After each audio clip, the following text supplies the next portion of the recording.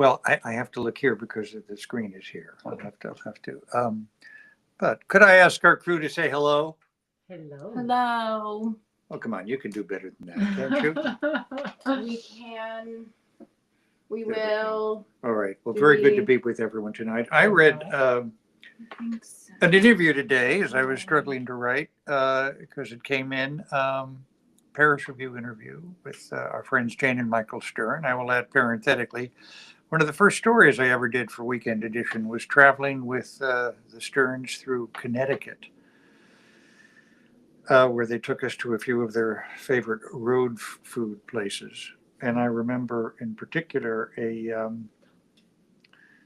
mean, I couldn't remember the name of it or the location. Is everything all right? Yep, keep going. One of you has a stricken look and the other is going like You're this. good. You're good. You're good. Okay. And it was, as they say, a very nondescript pizza place, but boy, was it good. And I saw them just a few years ago when we were at the Julia Child Awards. It was very nice to see them. And they said, "Do you remember when?" I said, "Of course I remember." It is an utterly charming interview, and I felt the need to laugh tonight. So let me read from it. Michael Stern, and I'm going to have to look over here to see the screen. Michael Stern explains, "My first significant bunch of writing was in Russian because I was studying Russian in high school and I was editor of our Russian magazine. I don't think anybody wrote for it other than me. But when I went to college, I started writing film criticism." And Jane Stern says, "I didn't grow up writing formally, but actually the first book either of us wrote was by me, the truck driver book, Trucker, a portrait of the last American cowboy. Why I thought I could write a book, I have no idea, but in those days you could just say I'm a writer and be a writer. Unlike now when it's virtually impossible to get anything done. Michael had left Yale and gone to Columbia. I'd stuck it out at Yale and graduated in 1971 with a master's degree in art. Anyway, Michael and I had already married. My mother was at her wit's end about the fact that she just paid for 8 years of school and I was doing nothing. Our agreement was I would drive into New Haven once a week and go to the jobs department where they had 3x5 index cards with jobs for graduates. I went and nothing. I was unmotivated. I didn't want to do anything except hang around with Michael, eat, and play volleyball. But between New Haven and Guilford, Oh, yeah. yeah, where we were living, which was about 20 miles away, I'd stop at a truck stop and have a cup of coffee just to unwind from the great labor of looking at index cards. And while I was there, I was looking at these truck drivers and I thought, Jesus Christ, these are cowboys. Because back then, especially truckers really had that cowboy thing going. So I would sit in the truckers only section and I'd talk to them. Every single one of them thought I was a hooker. But that's all right. I didn't care what they thought I was. And I became fascinated with them and just talking about them to Michael. And then coincidentally, there was an early version of Kmart called Mammoth Mart in Guilford, a store with cheap crap in it. And they had cheap crap LPs. And there was an LP called I'm a Truck written by Red Simpson. It was like, oh, look at the cute little pink truck next to me with the mud flaps, and I just loved it. So a friend sent me to her editor in New York, and I said, I want to do a book about truck drivers, and they said, okay. Michael and I went on the road following truckers all the hell over the place. Trucker was very heavy on photography, which Michael did 3/4 of. Paris Review asked, were you out of your comfort zone? Oh, yes, I was terrified of the truckers. I was terrified of the trucks. I was terrified of the truck steps. But there's a real attraction repulsion when you're phobic. I always loved bad boys, even though I was the world's biggest goody-good. I mean, I never smoked a joint in my entire life. I was always scared of my own shadow. But I think that's one of the things that appealed to me about Michael. He was fearless. Too fearless, really. This anecdote coming up is amazing. Paris Review says, I imagine you've wandered into some dicey situations. Jane Stern says, oh, yes, let me tell you one story. It was early on, and Michael and I were on the road going from one bizarre situation to another, and our hobby was visiting prison gift shops. We used to collect a lot of folk art and outsider art, and back in the day, some of the prisons would actually give prisoners free rein to craft their own things. They would make lamps and sculptures and all kinds of things, and some of them were brilliant. They were absolutely fabulous. although we lost some friends giving them prisoner art as a wedding gift. And prisons terrify me, but again, that's the attraction repulsion, something voyeuristic too. Whenever we would pass a prison, we'd say, let's go to the gift shop. So one day we were driving through Kansas, and there's a sign for Leavenworth Penitentiary. Michael says, oh my God, it's the mothership. It's going to be a gift shop of all gift shops. So we follow the signs and we drive up to a huge complex with those barbed wire loops, a very unpleasant looking place. We pull up to a gatehouse and sit there for a while until we realize nobody was there. So we drive around and there's another gatehouse, and this time the arm is up because, again, there's nobody there. Finally, we come upon a parking lot where we see a couple of cars, so we assume the gift shop must be nearby and park. And there is a metal door in a big brick wall. We walk up to it and we open the door, and it's the yard filled with prisoners who are staring at us. Michael kind of hangs back at the door, but I say, excuse me, could you tell me where the gift shop is? There's dead silence. And finally, this prisoner says, there ain't no fucking gift shop, lady. And I say, oh, thank you. And we leave and we close the door and we drive away. And to this day, it's like, what? And I still have no explanation for it. I know it's like saying an alien stuck an anal probe in my ass and took me up to the spaceship, but I swear to you, it happened. Interviewer recovers and says, when you started writing about road food, did you think it was a piece with the Folkways movement going in? And Michael Stern said, if we didn't start, we very quickly did. After Road Food, we published Amazing America. And in Amazing America, there are lots of folk art environments and stuff like that, like the guy who collected the oil rags. Not only did we quickly realize this was our passion, I think it really helped us in some way to get a perspective on the food we were writing about. It wasn't just truck stop food, it was food that was a cultural phenomenon. Paris Review asked, and this led to Road Food. Jane Stern says, well, in doing that, we were eating in all these road food places which didn't have a name. That was the concept of road food. They were just these little mom and pop cafes, and we kept a little notebook of all those places. So after the Trucker book came out and did very well, there came the usual publisher question, what was next?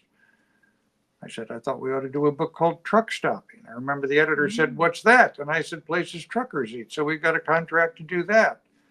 Then our grand idea was to review every restaurant in America, which seemed like a really easy thing to do, considering neither of us had ever been anywhere. Michael had been to Chicago and I'd been to New Haven.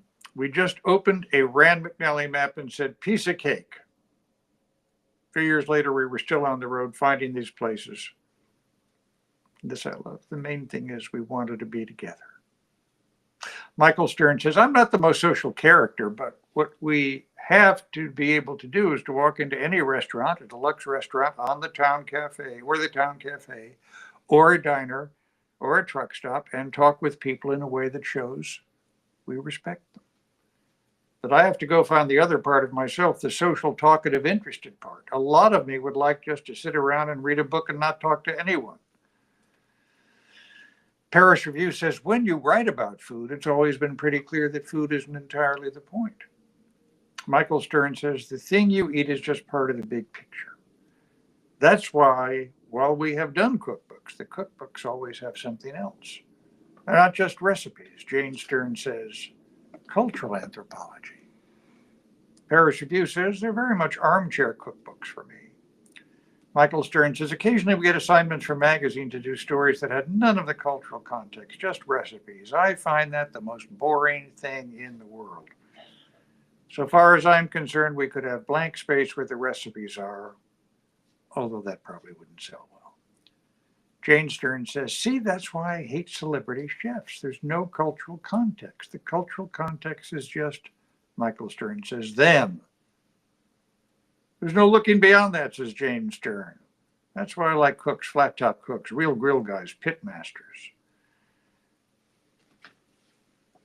Interviewer says, that said, are there food people writing how you think are good or you do not keep up with it?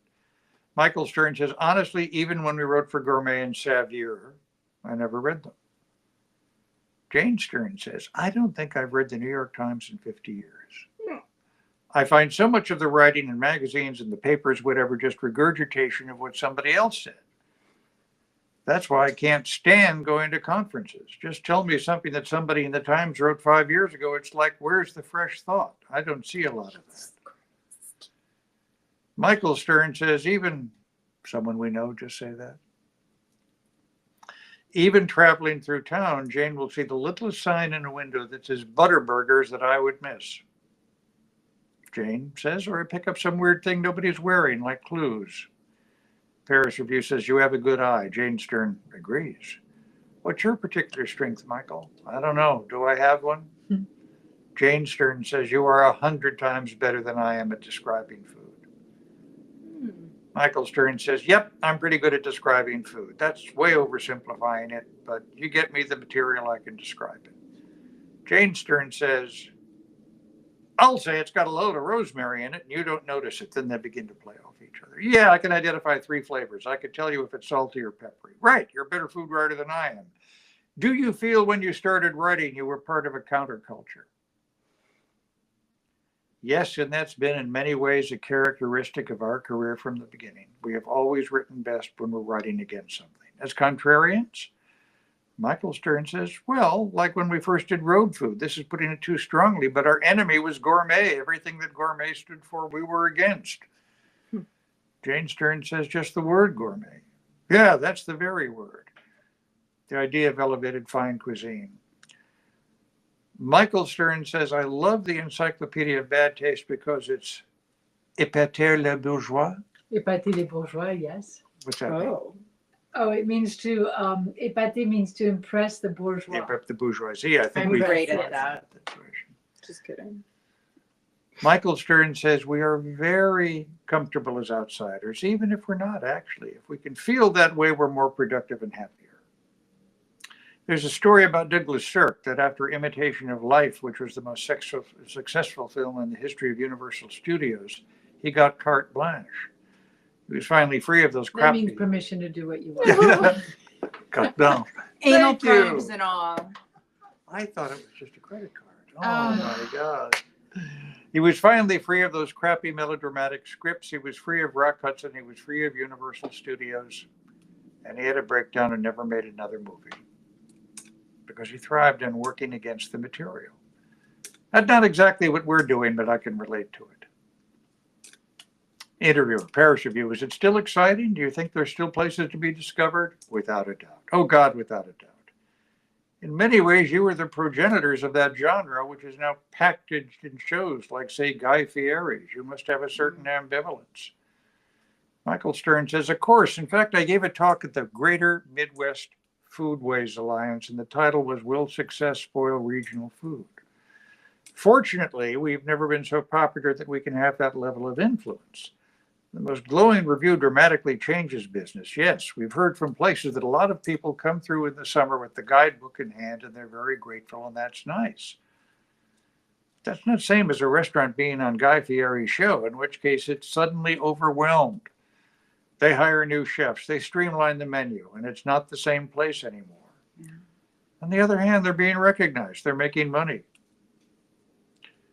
Food on television in particular has become almost like what professional wrestling used to be. It is so vulgar and disgusting, people pigging out on the biggest hamburger ever. I just heard that statistic that half of all millennials consider themselves foodies. Then Jane Stern says, Michael and I were just sued for $10 million by a disgruntled biker. Thank God that got dismissed, or Michael and I would be in Leavenworth making crafts. Oh my goodness, what happened? I'm not sure. I don't know. They don't go into that. But Jane and Michael Stern in Paris Review. I found it an utterly charming interview and had a lot to say. Not just about food, but about culture. Are people responding? Oh yes, much to discuss. But no questions. No questions? What are people saying? You don't want to tell me? No, there's nothing. Okay. I can tell you what I said. What did you say? I said that my life bears little resemblance to what I thought it would be even a year ago, and having you say anal probe most certainly sums that up for me. I was reading Anal Probe. That's true. Yeah. Yeah, yeah. But you were reading it aloud. I was reading it aloud. And Okay. it makes me miss a certain someone who couldn't be here tonight because I know that he in particular would have just been knocked back by that. I like to think he's watching from wherever he is, but that may not be possible. That may right? not be possible, but if you're out there, no, that was for you. Yeah, yeah, yeah. All right. So, And David is watching from a Five Guys, which is oh, perfect. oh, Perfect. yeah. Did you ever interview the Sterns? Yes, I did that piece with them, but not since then. And you know, when we were at the, I was looking at you when we were at the Julia Childs Awards Oh. for our good friend Rick Bayless.